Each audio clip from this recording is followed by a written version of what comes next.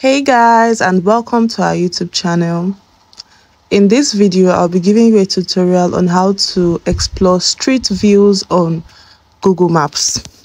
So you click on your Google Maps app, then you type on where you want to look at. You click on London Bridge, for example, and then you click on this little picture icon that has a rotation icon just beneath it.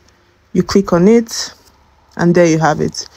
You have the live street views of the place. For you to go forward, you click on the arrow that faces forward, go forward again.